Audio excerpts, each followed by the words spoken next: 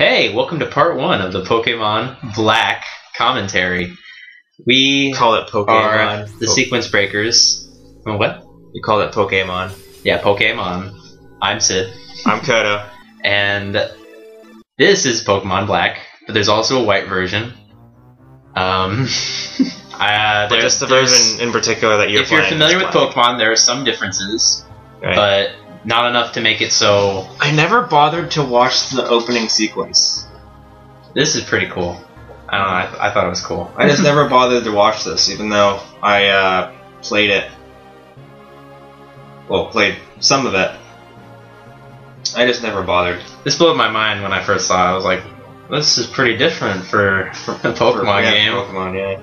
Usually it's just a kid and he goes out on a journey and stuff, but I don't know what's going on here. And is that...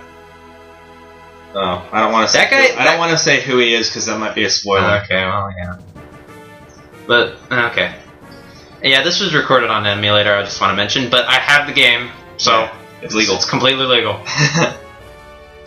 I was gonna share my friend code, but then again, I don't remember it, so I can't even tell you. But yeah, I have the game.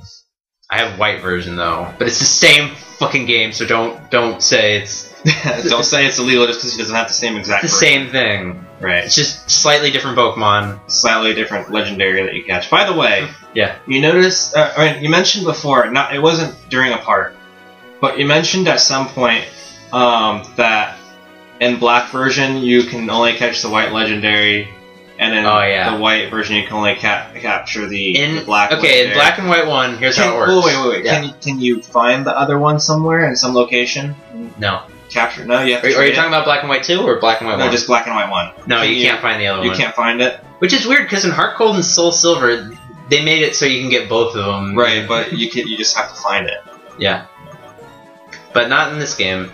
So yeah, well, they make one easier. Well, then again, it wouldn't make any sense. But I don't want to get into spoilers. But someone gets the other one, and it makes it so you can't get it anyway. So yeah, I see. From a story standpoint, yeah. And that person in the next game has that Pokemon. Right. I'm not going to say anything beyond that. So yeah, from a story standpoint, it makes sense. Right.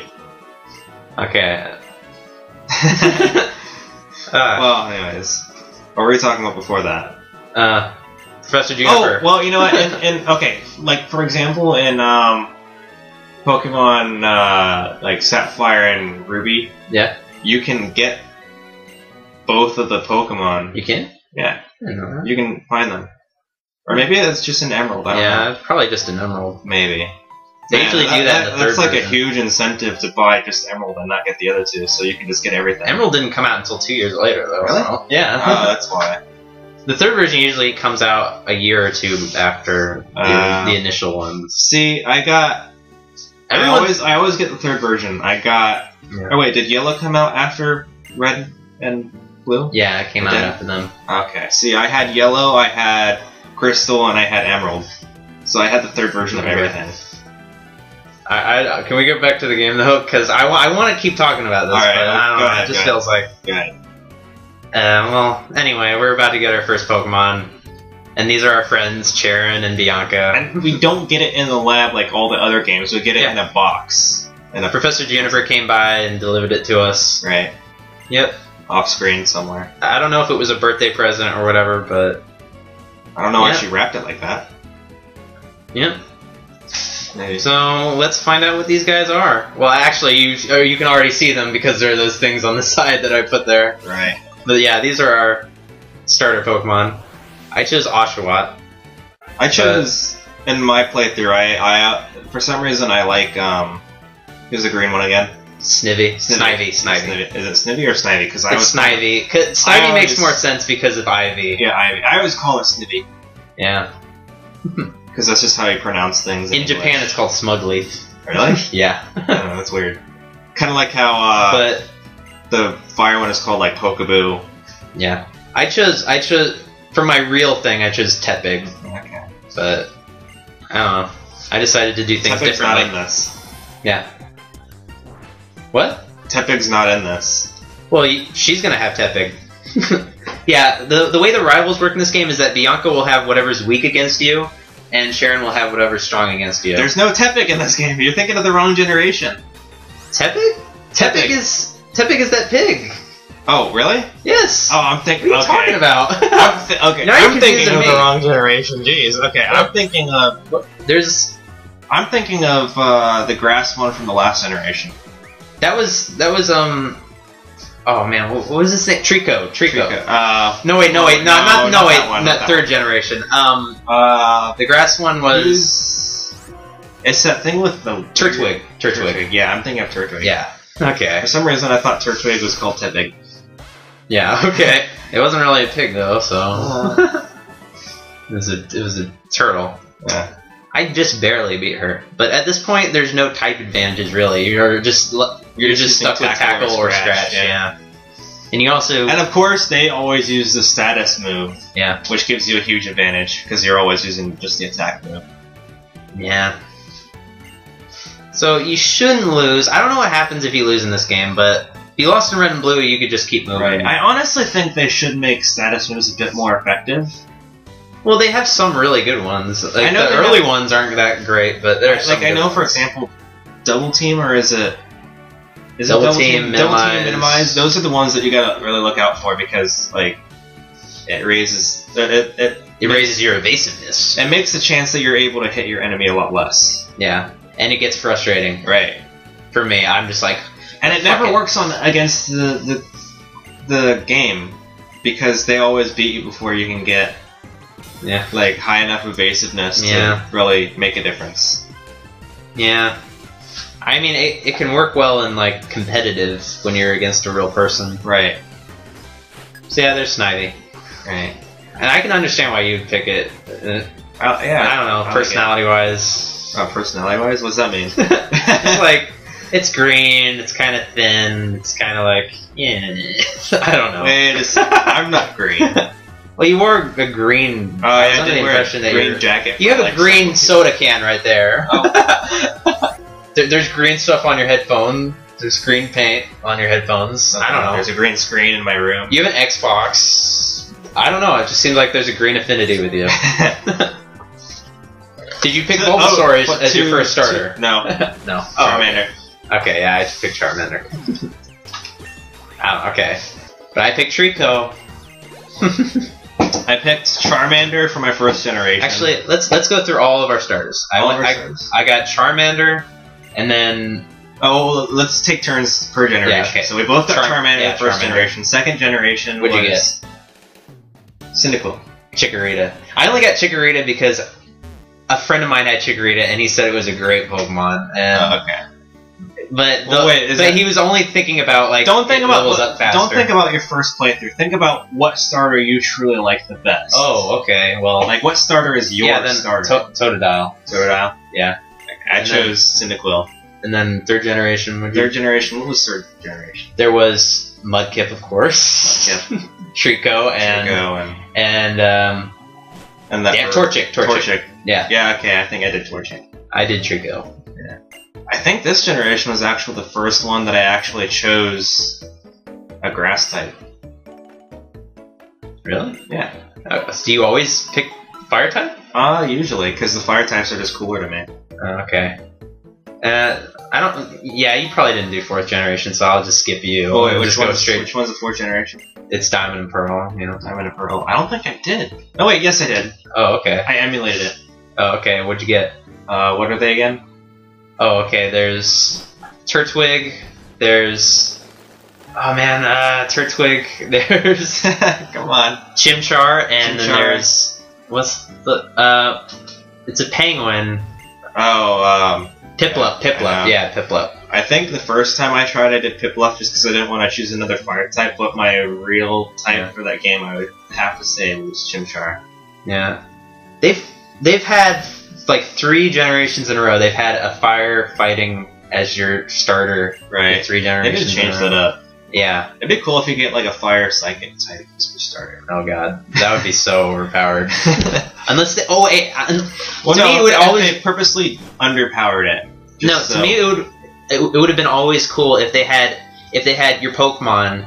It has the fire, grass, water, and like they all have their advantages. But it would be cool if then they get another type, and they become a slight disadvantage to the one that you like. For example, you have a fire type and it's weak against a water type, but then the water type becomes a dark type. The water type becomes a psychic type, and you become a dark type, so you're a fire dark type. So you have a slight disadvantage between the two. Right. And then, well, what if it evened out? What if and then what if the water type was a water fighting? Yeah. And the fire type was a fire dark psychic. Well, it'd have to. Oh. So then, yeah, you'd have even more advantages against each other.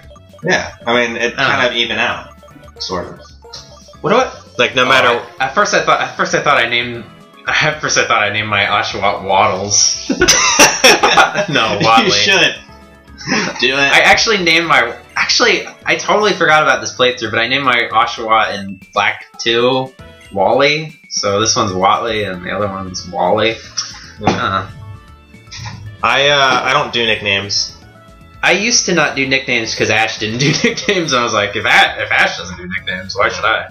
But then I was back when Game Freak was able to trick us into thinking Ash was cool. Well, Game Freak doesn't make the show. Okay, whoever made the who made the show? The show is made by Shogakukan. Shogakukan. Whoever made it, they were able to trick us into thinking Ash was cool. Ash has his moments. Like the cool part where he was like, Mewtwo, I won't let you. And then there's like an explosion and he's walking out and he's got that awesome music and all the Pokemon are coming out. That was cool. Right. As a kid, he's pretty cool. Well, do they actually mention him aging? Like having any birthdays? Like they mentioned getting older? I recall in the third movie, they had the Pikachu short and Ash mentions that a year had gone by since he got Pikachu and he was celebrating that in that short. Right. But well, was the second movie a year from when the first? He was 10 then, so he'd have to be 11. How old do you think he is in the current season?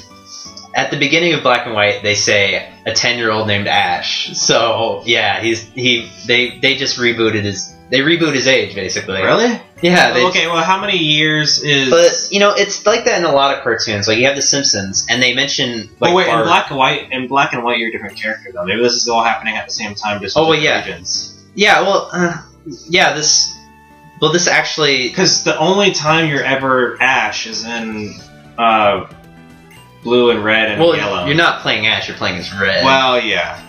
In the game's continuity, Gary is blue and Ash is red. But they represent Ash. Yeah. Well, Ash is just based on the character that you play as in the... Right. Well. Anyways, but because... That's the only game that you're really supposedly playing as Ash. Yeah. What? Wait, what are you saying? I don't know. I forgot what the point of this was. Well, actually, a cool feature in Black and White 2 is that it's kind of they have a sort of... Hold on real quick. I remember what my point was. My point was, I think all these games are going on simultaneously in the same region. Different region. You can't... No, it's not like that, because... For example, Gold and Silver takes place 3 years after Red and Blue. Okay. And this game and Black and White 2 takes place 2 years later. Oh, that's right, because there's like a time machine feature. Yeah. Okay. But they also mention that time has gone by in the game. Do they say how much time has gone by in between Black and White 2 and the original games? In the original games? Yeah. No, they have not. They don't say that, but... It has to be roughly... I really wish they would, because I'd like to know how old Ash is in the current season of Pokemon.